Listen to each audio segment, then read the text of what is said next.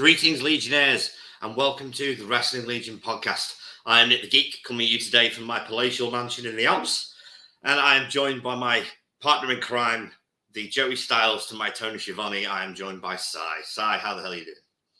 Why are you in the Alps, mate? It's a tax thing, mate. Okay, so it's not like a summer residence or anything like that. I wish. I wish. Right. Greetings, ladies and gentlemen. Sorry, we are one man short tonight. Technical difficulties. Hopefully, Andy will be joining us before the end of the show. First things first, right out of the gate. In fact, Sai, I'm going to let you do your big announcement now. Okay. So here at our Wrestling Legion channel, we appreciate each and every one of you tuning in to watch us every week. So I'm going to announce in 3 weeks' time, we're going to be doing a giveaway, a special giveaway worth about £300 for anybody that happens to be in London all in weekend. It's going to be big, and more news coming up soon. How we doing, Andy? All good. Sorry, guys. Thank I had a you, bit Sai. of an issue with Technology gets us all in the end, Andy. Yeah. Well, managed to sort it, I think. Can you hear me okay? Yeah, man. Yeah, Sounds really good. Awesome. Right. Awesome. Okay, so the Redeemer is here. Simon is here. I am here. Let's start the show. First up on the list, lads, because I don't care what anyone says, it's still the biggest talking point in wrestling. The Bloodline saga continues.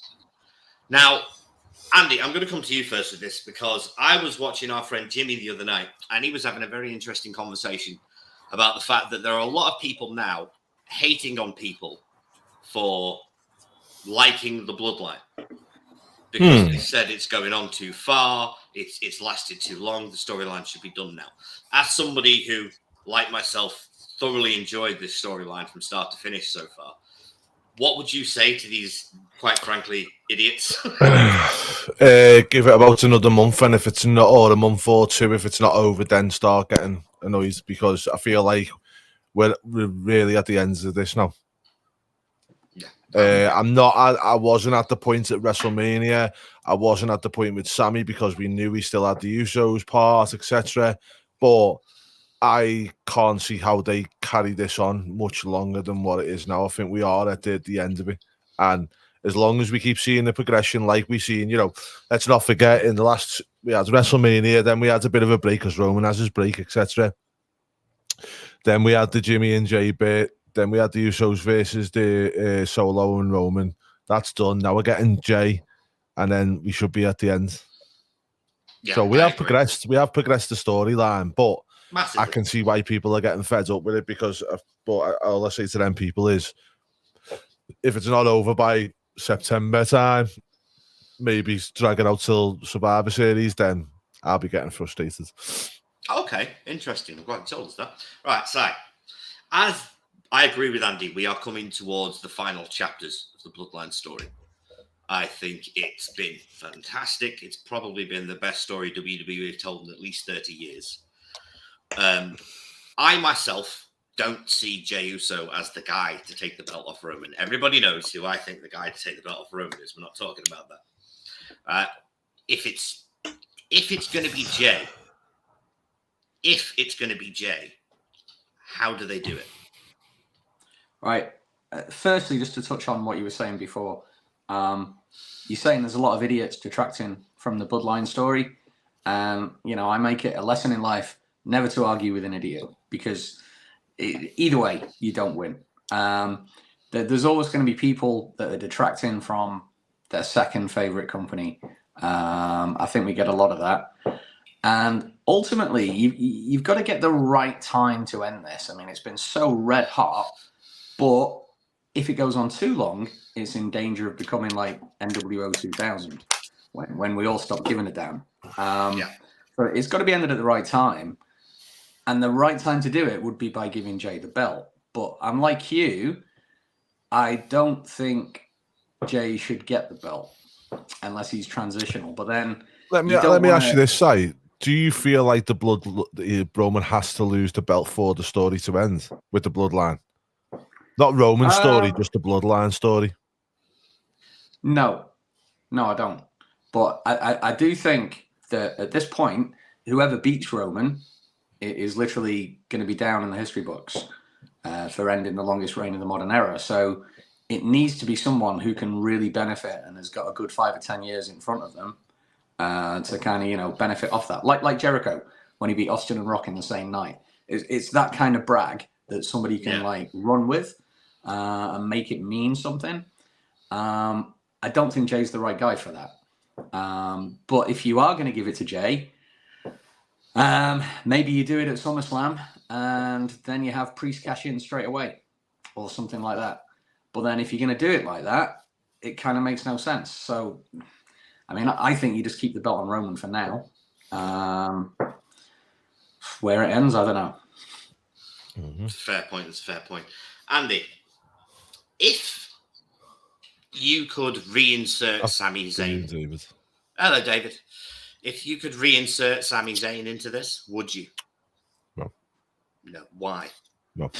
Because I don't see the benefit of it, and I feel like it's just adding a layer that doesn't need to be there.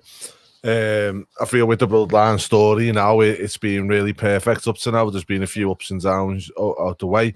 I feel like Sammy got his one match, then it was all about the Usos, which was kind of foreign to me because it was Roman that was bullying him, and I know there was the Jay bit. The only time I feel like Sammy should be involved is if Jay beats Roman, and then you could probably potentially have Sammy come out, raise Jay's hands, give him a hug or whatever, and then potentially turn on him if you wanted to go that route, or there's route you could go there with that. But unless there's going to be something along the lines of him winning and then Sammy coming out, I wouldn't see a point of bringing Sammy back into it. I don't see the point that he needs to be in that now.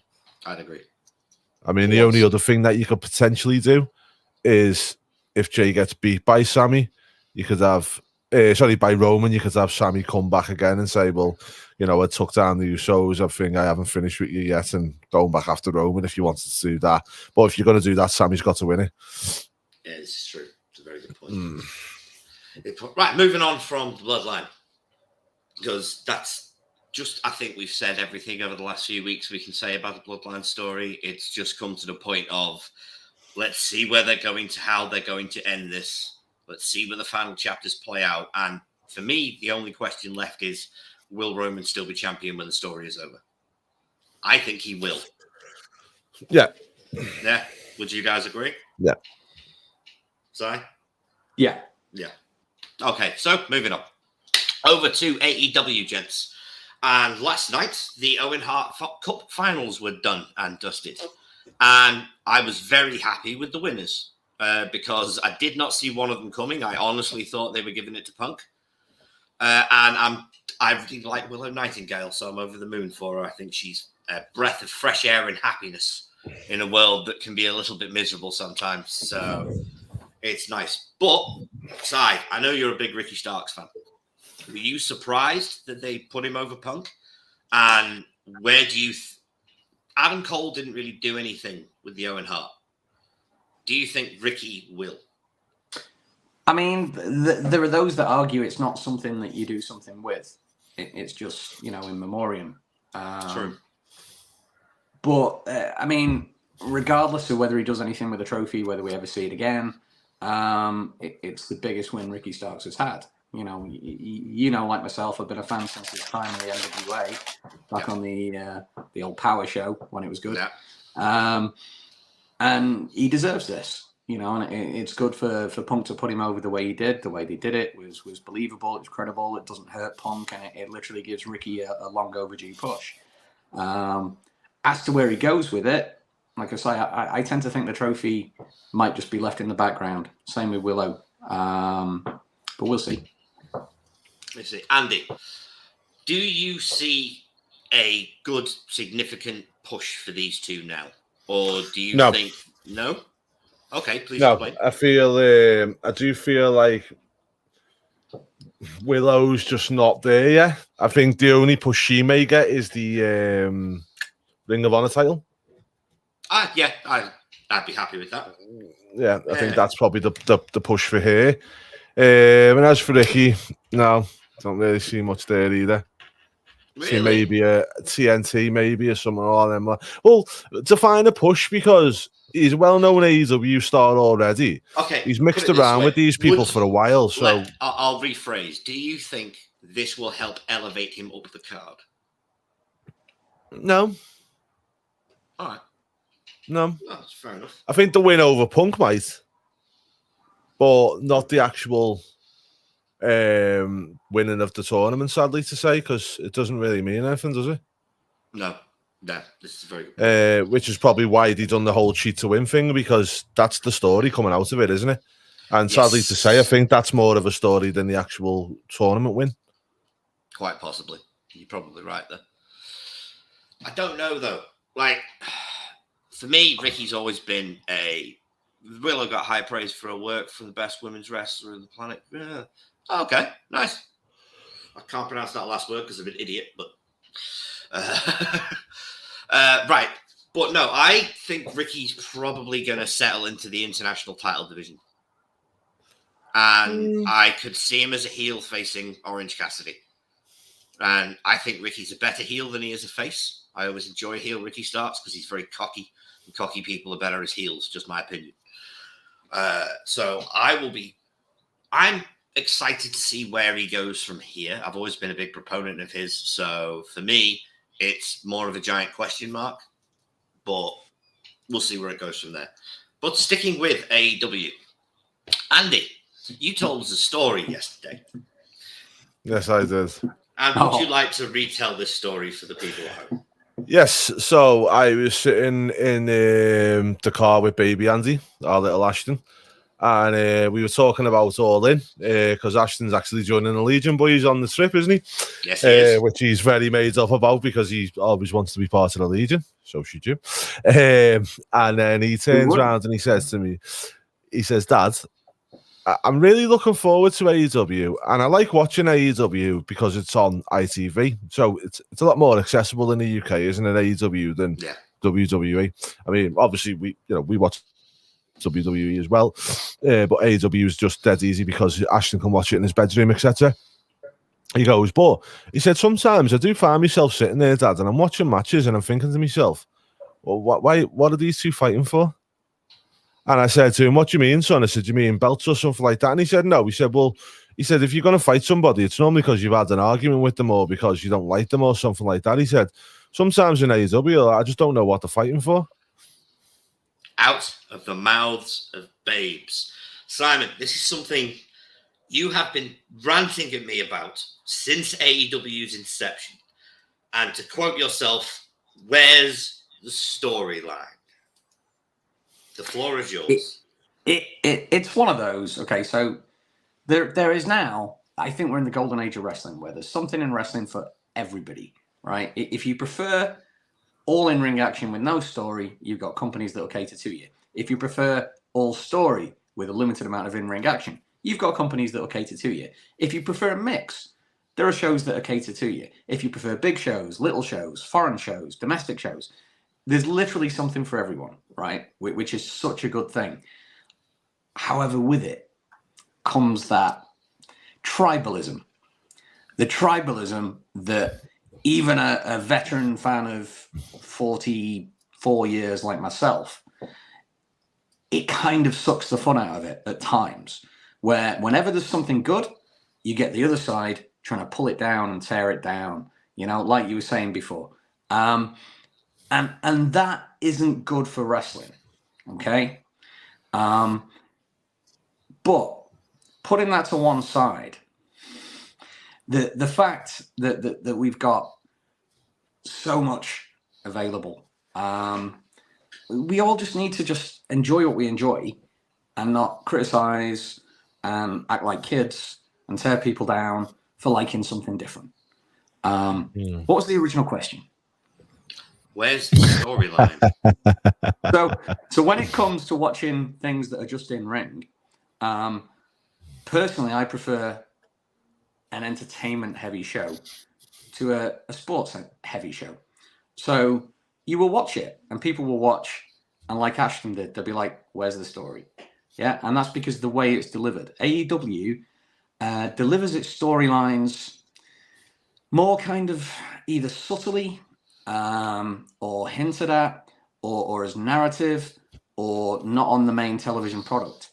And that's great for the people that like it. But the point I've been making all along is that to make a profit as a business, you need to attract more viewers. And in order to attract more viewers and more casual viewers, like Ashton, you need to give them what they want, which is why Collision was a step in the right direction in my mind. It's like you've currently got Dynamite, which is the in-ring kind of indie-rific heavy show, which is catering to that niche fan base. And then you've got Collision, which is like opening the doors to more fans to come across from New York. And that is a good setup because Tony is like trying to keep his long-term fans happy and then also trying to attract more without alienating his original fan base. His strategy is good. But personally, from my standpoint, sometimes you need a bit of story, you know, and it happens in WWE too. But if you're watching two guys, two girls wrestle and there's no reason for it, it's hard to get emotionally invested and it's hard to enjoy it from my point of view as a fan. But we're all different. I just want to address this. David says the stories are more subtle now, so you do have to pay more attention. That's fine, David, for a fan of our age and our ilk. The target audience for professional wrestling has never been adults. No. The target audience for professional wrestling is kids and teenagers. We have just been watching it since we were kids. Children don't have that kind of attention span to pick out every single little detail from a professional wrestling show. I've got a nice example I'd like to make here, right? So for me, the way AEW is often presented, and it has been better recently with more vignettes and promos at the start of the shows and things like that, recaps, etc. But AEW is presented more like a whodunit, okay? So say you want to go to the cinema and you want to watch Knives Out, okay? And you've got to figure out the story as you go along. For people that like that, that's fantastic. But for people that like big summer blockbusters, which are going to make a hell of a lot more profit, they're not going to go out and see that.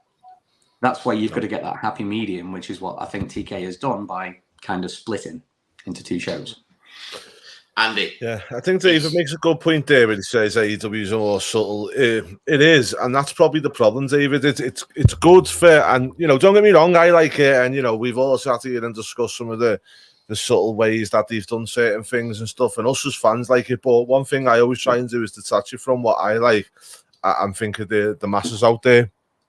Yeah. And one of the problems with AEW is, like, you know, in this world today, you've got someone like my son who's not going to pick up on what they're trying to do, the subtle stuff that they're trying to do. And then also the casual viewer is another one. So at the moment, the way I feel with AEW is if you miss a part of the story, you're out the story.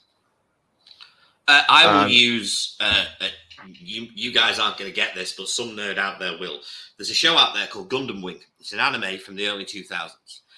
It's got 221 episodes. If you miss one episode of this show, you are totally lost. Like, because the episode after that has nothing to do with the episode that you just watched. So much has happened in the movie the story is on.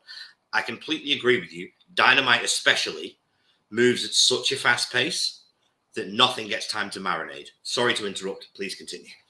Yeah, and then as I says, you know, hopefully with Collision, I've watched it a few times. We're starting to see that feeling more of a sports entertainment and stuff like that. Maybe that's more for the masses. But the problem you've got is you can't really be a company that goes down the route of trying to give everybody everything in terms of splitting your shows out, because all that'll happen eventually is AEW will not grow. Collision will hopefully potentially grow, but you've got to remember with Collision, the problem you've got is that slot it's got. Yeah, it's never going to be a big slot. Yeah. But it's also a death for television, isn't it? Because people are out. You know, apparently it drew. Let me try and quote what it was. It drew like 510,000 the other week, and apparently Warner Brothers Discovery were very happy with that number. So that just kind of shows you what numbers you're available on the Saturday night. Well, the thing is as well, now it's not just that it's Saturdays. It's a lot of people don't watch TV the way they used to. No, and also you've got to think to yourself, if you watch Dynamite, say for instance, yeah, and then you're a casual fan who doesn't really get it or doesn't really understand it or thought it was, it wasn't really good, then you clip over and just see thingy by chance. You're just gonna go, I'm not even watching that because I know the other one's not great. Yeah. And I'm not saying, and that's not me saying that it's great. Because it is, it's a good show. I enjoy it and stuff like that. But, Joe Bloggs, who just flicks through and that, probably might not. You know what I mean? Yeah. And it's even like, some of the, as I say, the stories are so hard. Like WWE, I'm sure all of you will agree. You can pick it up and drop it in the sense of like, you could pick it up 3 months later and still pick up the whole storyline. Or, you might not even, I mean, I've had times before today where I've had something, whatever it is going on in my life, and I've missed out on nearly a whole month's worth. And I've tuned into the pay-per-view. And by the time I've watched the opening segments and the bits in between the matches, I've caught up on everything. Right. Yeah. Well, Si, I don't know if you'll agree with me, but... No, I won't. You probably won't. But for me, it's a weird analogy, but WWE is like reading a children's book. It's easy. It's easy. It's simple. The story flows where it's supposed to flow and it goes to the end. Whereas AEW is like reading a diary by one man who has certain things that he wants to talk about on certain days of the week. And it jumps and moves. I don't know. The way I've always looked at AEW storytelling is Tony seems to focus on one story that overlaps everything else in the company. But I feel that everything else suffers because of it, especially on Dynamite. Like, do you feel the same way, or do you look at it from a different kind of angle? Yeah, I don't think it's his biggest flaw. Again, just to put it in perspective, my standing as a fan until recently, because Collision's been a little bit better, from what I want to see with the recaps and the vignettes, and it updates you on the story. So if you do miss something, it's there, right? That's good, right? But WWE overdo it. Like you say, it's like a children's story. So you'll watch a 3-hour PLE, and a good half hour of that is literally recaps. Remember this, kids? And for those that are watching that show, invested in the PLE, they're the fans that know what's going on. So I think you've got one company not doing enough of it, another company doing too much of it. And for me personally, I'd like to find like a happy medium, which is why I love Lucha Underground. But yeah, I don't think it's TK's biggest failing, though. I've always said, like we said about Collision last night, possibly the best tag match of the year, hands down. Blew me away. Perfect. Why was it the opener? You're putting a television show in a slot that is notoriously bad because people are out and about having fun. Like you say, television itself is suffering. And you should open the show with story, incentive, a hook to get people to tune in for the duration. If you're opening with what is the best match on the show in the main event, people are going to tune out after that. And your rating's always going to decline over the 2 hours. And that, I think, is what he hasn't grasped. Or he's belligerently trying to swim upstream and change the mold, but it ain't working. After 4 years, it's not working. Some people always try and ice skate uphill, unfortunately. But moving straight on, because of the perfect segue, Simon, to that tag match. Andy, have you seen Collision yet? Yes. Yes. Did you watch FTR versus Bullet Club Gold? Yes. I thought that was a 5-star match, probably the best tag match I've seen all year. What did you think? What was your opinion? It was good. It was a good match, mate. I'll never do a 5-star or 3-star on that because I just think that's just Dave the gay. So what he does, like I think he's just, but all in all, it was a really good match. Yes, I love my tag team wrestling. FTR a real throwback to the old times. Bullet Club Cold are good. Think it's really good where Jay White is with that at the moment. Think it's exactly where he should be. Yeah, no complaints there at all, mate. Banger. Si, you've only just watched it like an hour ago. What are your thoughts? Like same as Andy, like I say, absolutely fantastic tag team match. Punk and Starks was great too, but it should have been booked the other way around. Yeah, it was great. We've had a good week of wrestling. Decent SmackDown. Collision, like I say, was good. It's always been good all 4 weeks. Battle of the Belts, maybe not so much. Could have done without that third hour. But yeah, I mean, in terms of that tag match goes, it's the first time in a long time I've tuned into a Tony Khan program, not 100% on who was going to win, you know, and that is a good thing.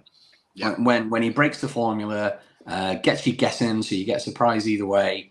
Doesn't happen a lot with Tony Khan, but it was good that I was convinced that the Bullet Club were going to take those belts. Right. Okay. That's good, all right. Right. So, just praises to FTR, praises to Jay White and Juice Robinson. They put on a phenomenal piece of work. Anybody who has not seen Collision this week, even if you're not going to watch the whole show, watch this match. If you are a fan of tag team wrestling, this is an absolute clinic. It deserves your attention. They just, bravo, chef's kiss. And on to the last topic of today, because, I just want to talk about LA Knight. Yeah. So, lads, we all watched SmackDown. We watched it together on Saturday. By the looks of it, he's going for the US title. It's not the mega push that a lot of people wanted for him, but it's a championship.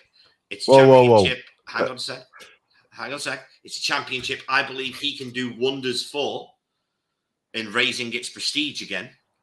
And it's going to put all the naysayers to bed if he has a hell of a run with it, isn't it? Go on, Andy.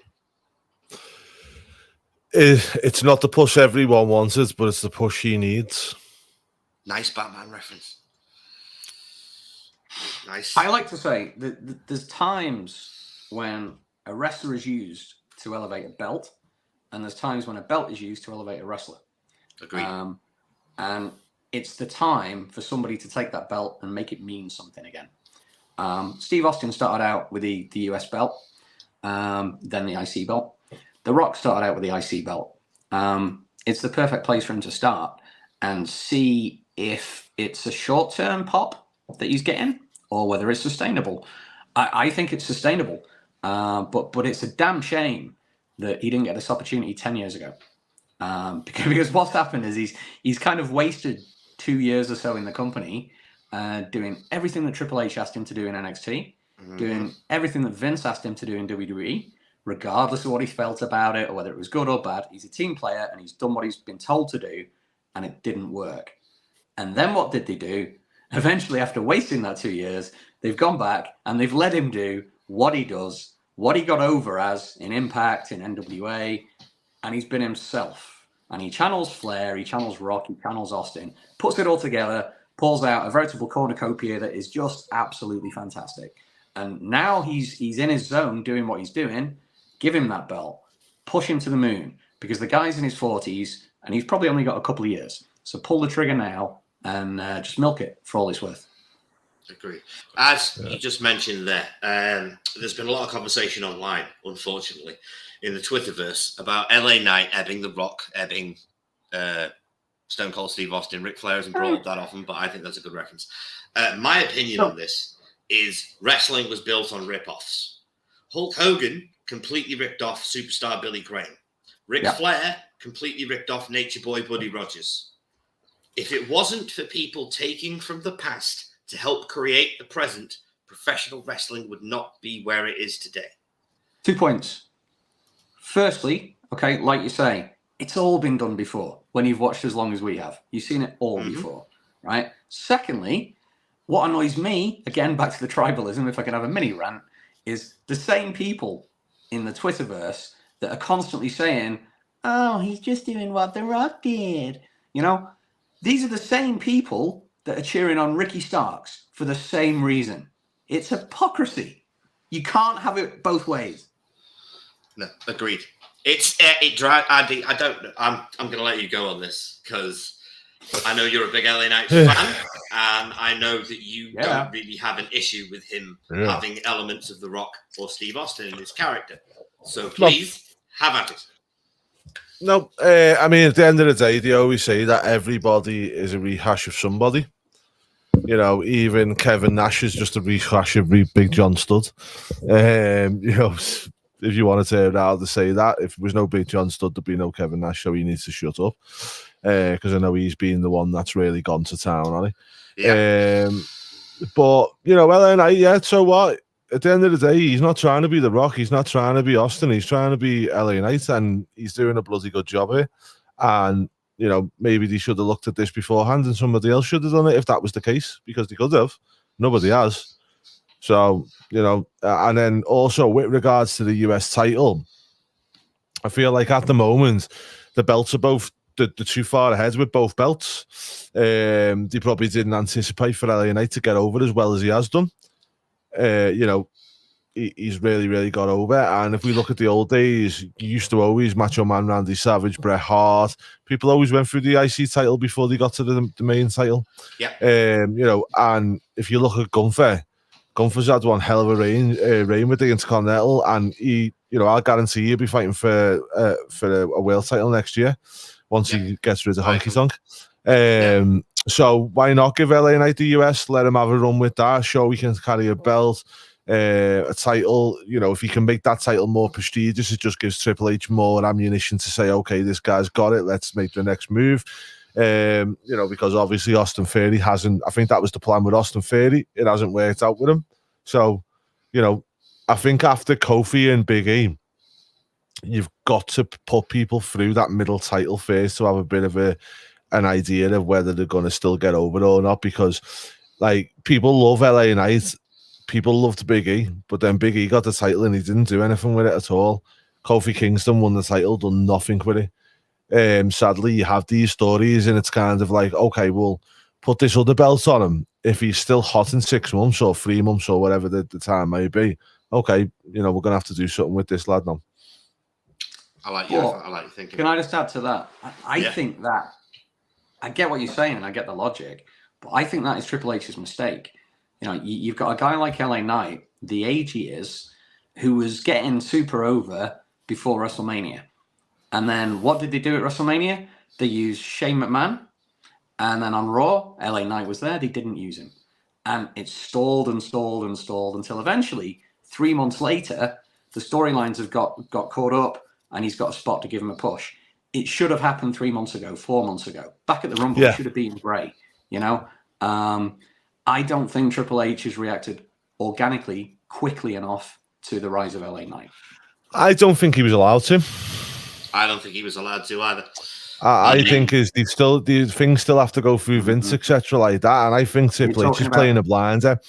Yeah, because look at some of the stuff, right? So obviously 3 months ago, Triple H has probably tried to do something, being knocked off his pitch or whatever that may be the case, right? But then also, let's look at last week, mate. Yeah, last week LA Knight was nowhere to be seen on SmackDown. Yeah, then afterwards he come out and had a dark segment with Hit Row. 2.1 million views on YouTube. Thank you, Nick. Yeah. So Triple H was really missing the boat with this guy. He wouldn't put him in a dark spot. I think he's done that on purpose to show, because Vince doesn't argue with numbers. He never has done. And I think, unfortunately, with LA Knight, you've had to let the numbers come across before you get to this point.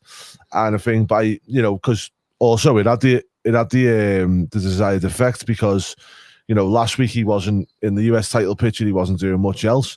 He come out and done a dark segment. This week he has a segment, the same pretty much segment, where he comes out and just chats live on television, and then he announces he's going into this US title match.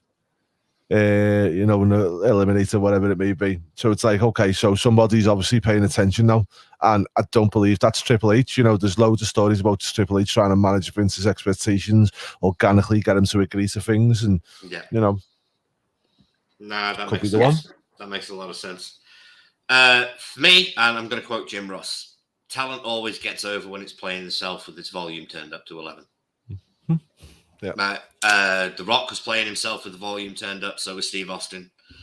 Two of the biggest stars in the history of the industry. Hogan was playing a combination of himself and superstar Billy Graham. Ric Flair was playing a combination of himself and Buddy Rogers. All the guys that make it super big in the business aren't playing goofy characters They're playing themselves with the volume turned up.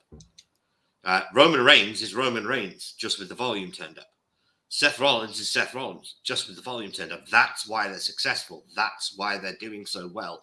The only thing that's unfortunate about LA Knight is the fact that his run is probably not going to be very long. And that's just because he's already in his 40s. And I think he'll have a good run. I think he's 41. I think 42, but I'm not 100%. Somebody Google it. I can't. I'm filming on my phone. 40. 40. There you go. So he's got, I'd say, 4 or 5 years if he's thinking of retiring about the same time AJ said he was going to retire, just using AJ for reference. So it might be a case of his run's not going to be that long.